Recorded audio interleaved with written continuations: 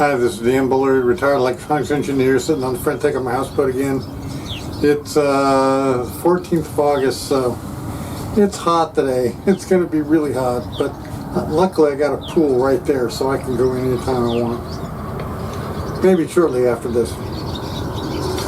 Okay, I understate this huge discovery way too much.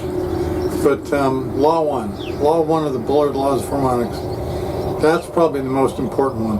Law 2, yeah, it's pretty cool, and the other ones are cool too, but Law 1 is the #1 thing. And you pick that up in Chapter 1 of my book, Distortion, and also in Harmonics. And, you know, 10 years ago, I was at the top of my game. I'm not so much anymore, but that's okay. I mean, you know, when I look at distortion, this used to happen to me fairly often. I would go back and read stuff that I had written some time ago and go, oh my God, what was I thinking? I was so brilliant. And that happens with distortion all the time. So when I wrote distortion, I was at the top of my game. So that's what you're getting. And I'm not trying to sell you the book, but I just want to mention this one thing in distortion. Law 1, and you'll find other people will agree with me that an FFT measures area. In fact, it's probably the best way to do it. There's lots of other ways to measure area with calculus. You can use little triangles or polygons or whatever. But with an FFT, you're measuring area with little sine waves. And you can choose how many waves you want by doing more larger n, more samples. So it's pretty cool. But here's an interesting thing. This is on page 20 of distortion. So here I have this figure 26, and this is a symmetrical DNL distortion at a 0.5 volts in time domain. Notice those little glitches in there. Believe it or not, I got recruited by a company to work on something like this. They were going to transmit signals using these things, but they assumed that the little glitches wouldn't contribute anything to the harmonics, and they thought they could transmit this. Well, I got bad news. I had bad news for them, so I basically put them out of business, but it's okay. All right, so these little glitches in here, notice they point inwards towards 0.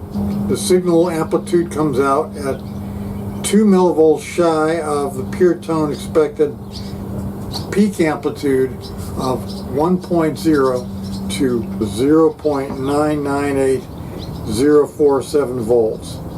So when you do the FFT, and that's one of the tricks with a spectrum analyzer, you do this, the spectrum analyzer, it looks at the biggest signal and considers that the most important signal. But my Excel spreadsheets force the 0 dB point at a 1 volt peak.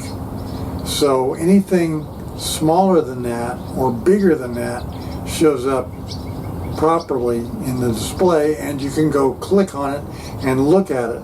And so what I did when I did this is I looked at the fundamental and I measured the amplitude just by clicking on it, and it was 0.998047 volts. So all of that other energy that's missing from there goes into those harmonics. And because it's symmetrical, they're only odd harmonics, that's true. But it decreased the amplitude of the signal. It decreased the amplitude of the fundamental. And where did that amplitude go? It went into the harmonics. So the area between 0 and the positive peak and 0 and the negative peak decreased by a significant amount. That created harmonics. Those harmonics can tell you what the area was that was distorted and where it was, the angle. That's law 2.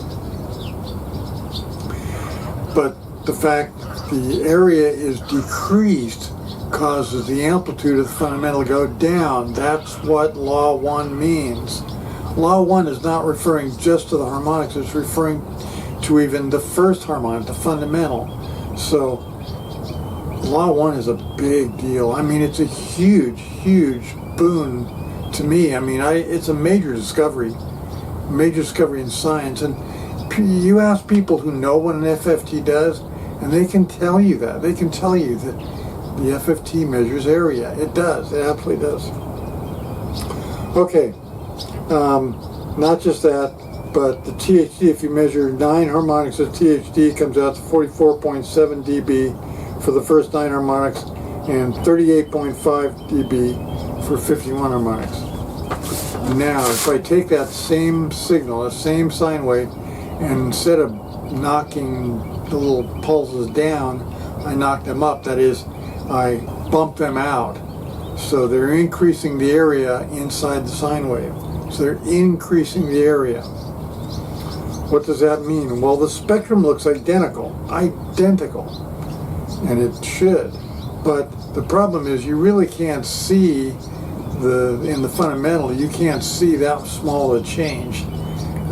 Also because little did I realize at the time when I did this, that the graph is not going to show anything higher than 0 dB.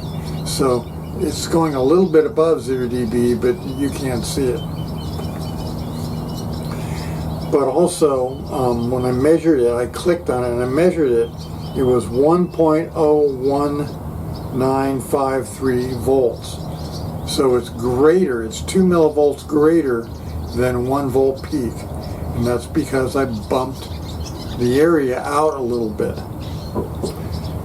So it went up by 2 millivolts peak.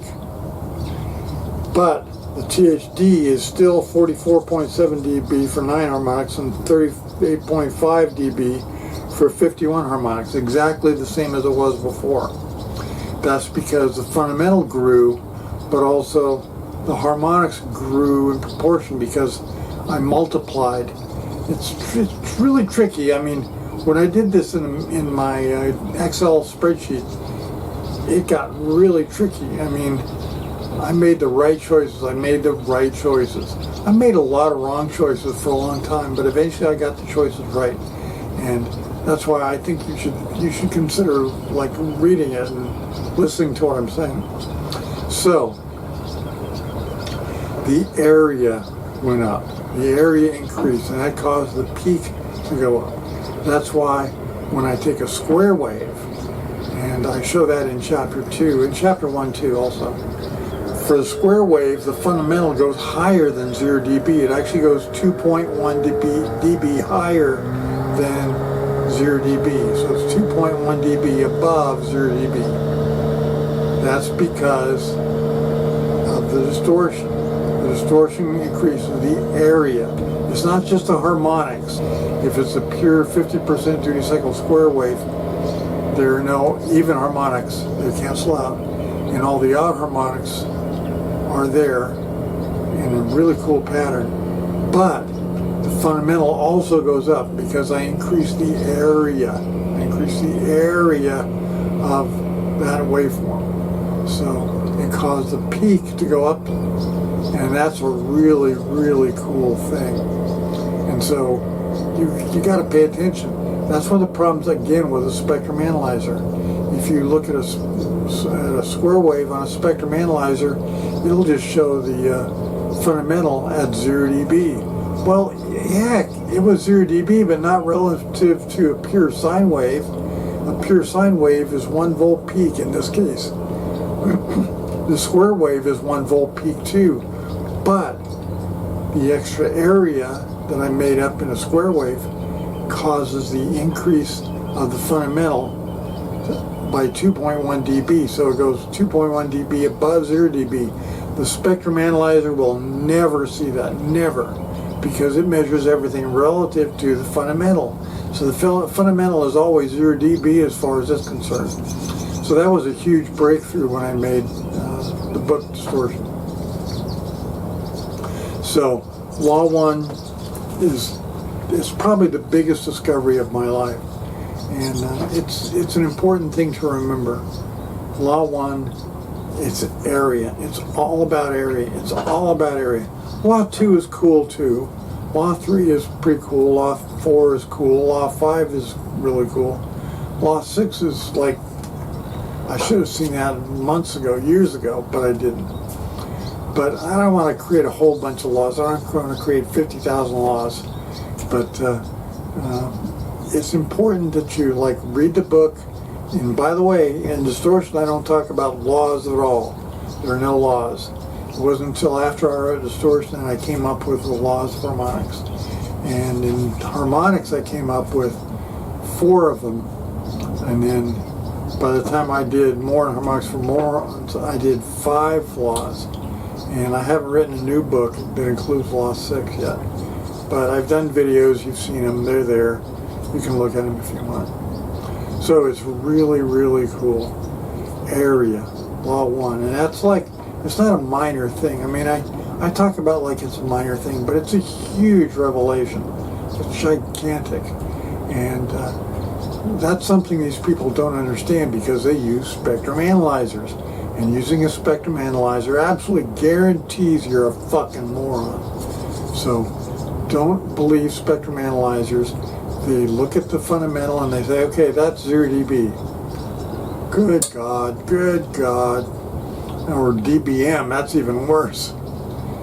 You know, it's really, really hard to do this in real life with a real device and with real electronics.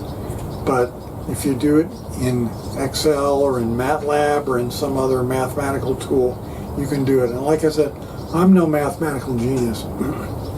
When I first wrote distortion, I sent my first draft off to my buddy, Dr. John Williams, who's a PhD. And we worked together back at TTC when I was teaching people basic electronics.